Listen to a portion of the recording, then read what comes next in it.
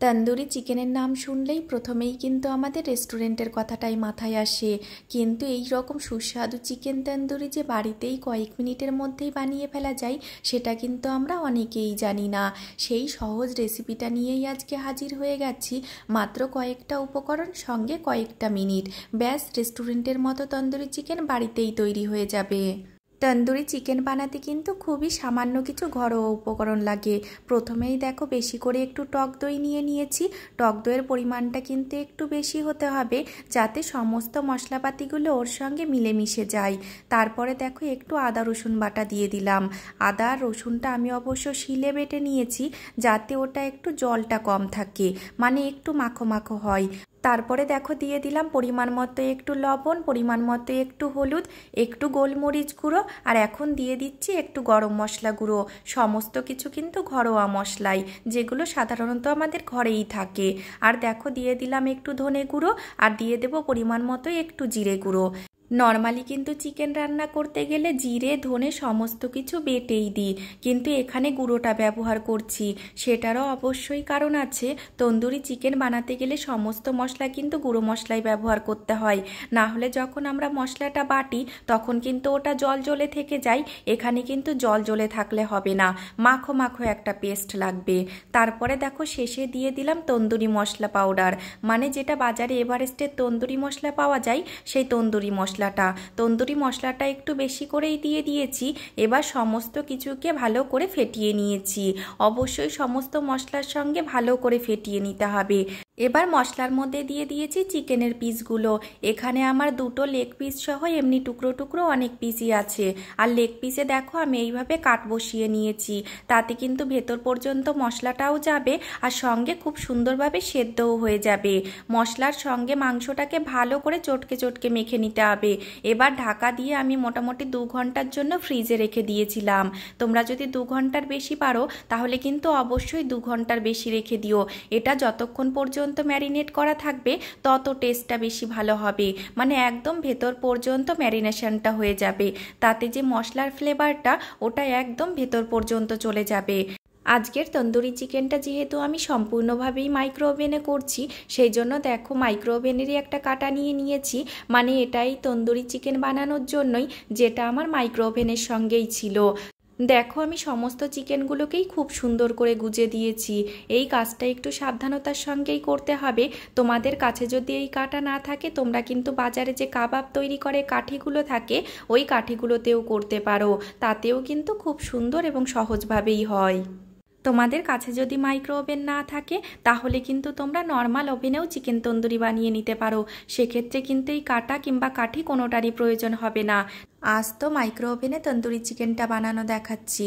তোমরা যদি নর্মাল ওভেনে তন্দুরি চিকেন বানানো দেখতে চাও কমেন্ট করে কিন্তু অবশ্যই জানিও, তাহলে আগামী ভিডিওতে সেটাই শেয়ার করার চেষ্টা করব। ওদিকে তো দেখতেই পেলে 170 ডিগ্রিতে কনভেকশন টার্ন গ্রিল মোডে আমি 20 মিনিটের জন্য দিয়ে দিলাম। মোটামুটি ওটা এখন 20 মিনিট সময় লাগবে। তার মধ্যে অবশ্যই একবার দুবার একটু খুলেও দেখব যে কি পজিশানে আছে। আর এদিকে একটা ভেজিস ফ্রাই করে নেব। এটা পুরোটাই অপশনাল, তবে আমাদের খেতে ভালো লাগে সেই জন্য দেখলাম ঘরে সমস্ত কিছুই রয়েছে তো করেই ফেলি। সমস্ত রকমের মশলা আমি দেখো আবার দিয়ে দিয়েছি। তোমাদের যে চিকেনের মশলাটা থাকে সেটা যদি বেশি থাকে তাহলে কিন্তু এটা আবার দেওয়ার প্রয়োজনই নেই, চিকেনের মধ্যে মশলাটা দিয়ে মাখিয়ে নিলেই হয়ে যাবে। দেখো এদিকে আমি একবার দুবার একটু খুলে আবার অন করে দিয়েছি। অবশ্য মাঝে মধ্যে একটু খুলে দেখেও নিতে হবে যে কি পজিশানে আছে। আর ওদিকে দেখো ভেজিসগুলো সমস্ত মশলা দিয়ে মাখিয়ে নিয়েছি। আমার যেহেতু চিকেনের মধ্যে মশলাটা বেশি ছিল না সেই জন্য আমি এই মশলাটা আবার তৈরি করে নিয়েছি।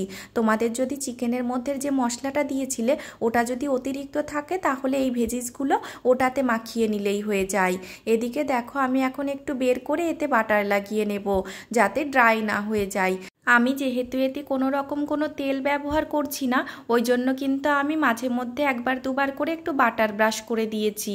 তোমরা যদি ম্যারিনেশনের মধ্যে একটু সাদা তেল কিংবা সর্ষের তেল দাও তাহলে লাস্টে একবার বাটার দিলেই হয়ে যাবে। মাঝে মধ্যে একবার দুবার একটু বাটার ব্রাশ করে দিলে বেশ সফট হবে, সঙ্গে ফ্লেভারটাও ভালো হবে। দেখো চিকেনগুলো কত সুন্দর সফট হয়েছে। কিন্তু তন্দুরি চিকেনের যে একটা পোড়া পোড়া ব্যাপারটা থাকে সেটা কিন্তু এখনও আসেনি, সেই জন্য আমি এটাকে একটু বারবিকিউ করে নেব। দেখো মাইক্রোওভেনের যে স্ট্যান্ডটা থাকে, মানে আমি এখানে নিয়েছি হাই স্ট্যান্ডটা, একটা তো থাকে লো স্ট্যান্ড, একটা থাকে হাই স্ট্যান্ড।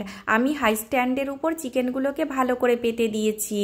মোটামুটি আমার এখানে আইডিয়া মতো ওই 300 গ্রাম মতো চিকেন আছে, সেই জন্য দেখো আমি 300তে দিয়ে স্টার্ট করে দিয়েছি। এতে কিন্তু বেশ ফ্লেভার আসবে আর বেশ একটা স্মোকি ফ্লেভারও হবে। এই বারবিকিউ মোশনটা কিন্তু মাইক্রোওভেনের ভীষণ ভালো। এখন দেখো কতটা লোভনীয়, সঙ্গে কি সুন্দর তন্দুরি বিষয়টা এসেছে, ওই জন্যই লাস্টে আমি একটু বারবিকিউ মোশনে দিয়েছি। তোমাদের যদি চিকেনের ওজনটা প্রথমেই জানা থাকে, তোমরা কিন্তু প্রথমেই ম্যারিনেশন করে স্ট্যান্ডের উপর বারবিকিউ মোশনে দিতে পারো, তাতে কিন্তু আরও সুবিধে হবে, এত নামা ওঠা করার প্রয়োজনই হবে না। আমার যেহেতু প্রথমে চিকেনের ওজনটা জানা ছিল না, মোটামুটি আইডিয়া করে চিকেনটা দিয়েছিলাম, সেই জন্য আমি প্রথমে বারবিকিউ মোশনে দিতে পারিনি, পরে মোটামুটি আইডিয়া করে একটু দিয়ে দিয়েছি। দেখো তাতে কত সুন্দর সফট হয়েছে আর বেশ একটা তন্দুরি বিষয়টা এসেছে। আমার তো চিকেন তন্দুরি একদম রেডি হয়ে গেছে, এখন সুন্দর করে পরিবেশনের পালা। সঙ্গে অবশ্য দিয়েছি একটু সস আর ফ্রাই করা ভেজিস। এর সঙ্গে অবশ্য গ্রিন চাটনিটা খুবই ভালো লাগে, কিন্তু আমার কাছে যেহেতু আজকে ধনেপাতা পুদিনা পাতা কোনোটাই ছিল না, সেই জন্য আর গ্রিন চাটনিটা বানাতে পারিনি। তোমাদের কাছে যদি থাকে তোমরা কিন্তু অবশ্যই গ্রিন চাটনি দিয়ে পরিবেশন করো, তাহলে একদম সোনাই সোহাগা হয়ে যাবে। উপর দিয়ে দেখো একটু বাটার ব্রাশ করে দিচ্ছি, তাতে কিন্তু চিকেনটা খুব সফট হবে আর ফ্লেভারটাও অনেকটা বেশি হবে। দেখো দেখতেই কতটা লোভনীয় লাগছে।